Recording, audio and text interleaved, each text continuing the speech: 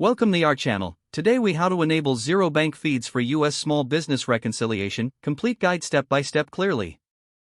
To enable Xero bank feeds for your US small business reconciliation, start by logging into your Xero account. Navigate to the Accounting tab located in the main dashboard. From the drop-down menu, select Bank Accounts. Once on the Bank Accounts page, you will see a list of your If you don't have a bank account set up yet, click on the Add Bank Account button.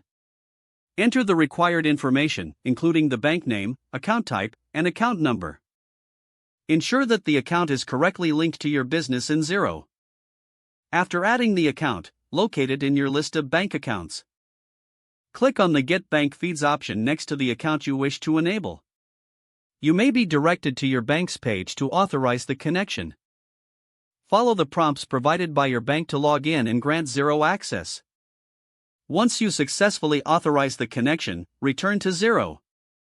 You should see a confirmation message indicating that the bank feeds are being set up. Typically, it may take a few days for the bank feeds to be fully active. During this time, confirm that your bank account remains properly linked. Once your bank feeds are active, you will begin receiving daily transaction updates. To view the transactions, return to the bank accounts page and click on your linked account. You can now start reconciling your transactions in Xero. Use the Reconcile tab to match your bank transactions with your Xero records. Once reconciled, ensure that everything reflects accurately in your financial reports.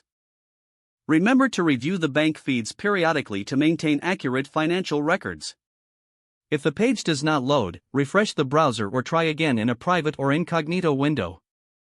Make sure you are using the correct email address, then retype it carefully to avoid small typos. If your password is not accepted, use the reset option and create a new strong password you can remember. Check your spam folder for verification or security emails, then complete any requested confirmation steps. Enable two-factor authentication if available to improve account security and reduce unauthorized access risk. After signing in, review your profile details so your contact information and settings are accurate and current. If you see an error message, note it down and try again after restarting your device and internet connection.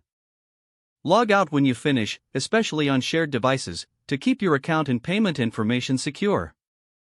Don't forget to like this video and subscribe to our channel for more step-by-step tech guides.